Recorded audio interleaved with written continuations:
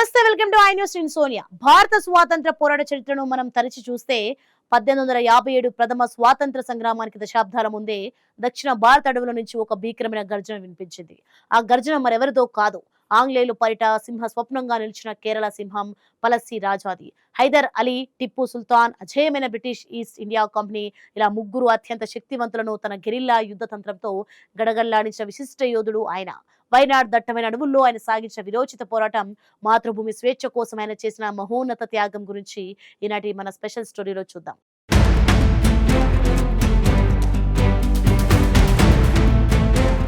కేరళలోని మలబార్ తీరంలో పచ్చని కొండల మధ్య 1753 జనవరి 3న జన్మించిన పళస్సి రాజా కేవలం కొట్టాయం రాజవంశానికి చెందిన యువరాజు మాత్రమే కాదు, భారత గెరిల్లా యుద్ధ తంత్రానికి పునాదులు వేసిన ఆది గురువు. ఆయనకు వాయనాడ్ అడవుల అణువణువుపై ఉన్న లోతైన అవగాహన ఎంతటిదంటే శత్రువులను ఆ అడవుల్లోనే ఒక చిక్కుముడిలా బంధించగలిగేవారు. పళస్సి రాజా పోరాట ప్రస్థానాన్ని 3 ప్రధాన దశలుగా విభజించవచ్చు.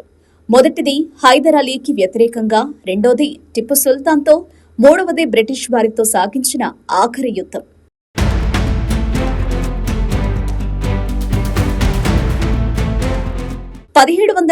లో హైదర్ అలీ మలబార్పై దండెత్తినప్పుడు పళస్సి రాజా ప్రత్యక్ష యుద్ధానికి బదులుగా మాటు వేసి దాడి చేసే వ్యూహాలను ఎంచుకున్నారు.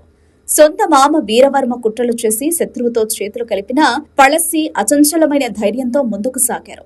1780లో బ్రిటిష్ వారితో వ్యూహాత్మక పొత్తు పెట్టుకుని తలస్సేరి ముట్టడిలో మైసూరు సేనాపతి సర్దార్ ఖాన్ ను ఓడించి తన సైనిక పటిమను ప్రపంచానికి చాటారు. అయితే 1784లో బ్రిటిష్ వారు ద్రోహం చేస్తూ మలబార్ను టిప్పు సుల్తాన్ కు అప్పగించడంతో పళస్సి తీవ్ర ఆగ్రహానికి లోనయ్యారు. ఫలితంగా దాదాపు 7 సంవత్సరాల పాటు వాయనాడు కొండల్లో టిప్పు సైన్యాన్ని ముప్పు తిప్పలు పెట్టి కట్టియూర్, కుట్టియాడి కోటలను తిరిగి స్వాధీనం చేసుకున్నారు.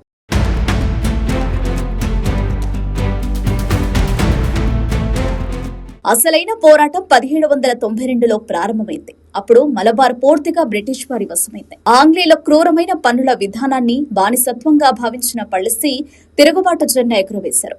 బ్రిటిష్ వారు ఆయన రాజభవనాన్ని దోచుకున్నా సరే అడవుల్లోకి వెళ్లి కుటియోట్ యుద్ధాన్ని ప్రకటించి ఆంగ్లేయులను వణికించారు.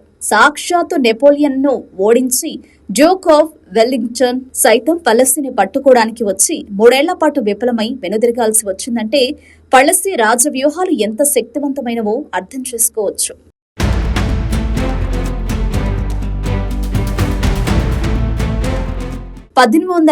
నాటికి ఆయన సైన్యం కన్నూరు, తలస్సిరి వరకు విస్తరించి బ్రిటిష్ సామ్రాజ్య పునాదులను కదిలించింది. కానీ చరిత్రలో ఎందరో వీరులను ద్రోహం దెబ్బతీసినట్టే ఒక స్థానిక ద్రోహి ఇచ్చిన సమాచారంతో 1805 నవంబర్ 30న మావిలాతోడ్ అనే వాగు ఒడ్డున బ్రిటిష్ సైన్యం పళస్సిని చుట్టుముట్టింది. భీకరమైన పోరాటం తర్వాత మాతృభూమి స్వేచ్ఛ కోసం ఆ మహాయోధులు అమరత్వం పొందారు. అచంచలమైన సంకల్పం ఉంటే ఎంతటి గొప్ప శక్తినైనా ఎదిరించవచ్చని నిరూపించిన పళస్సి రాజు త్యాగం భారత విముక్తి పోరాటంలో ఎప్పటికీ ఒక వెలుగునిచ్చే నక్షత్రంలా నిలిచిపోతుంది.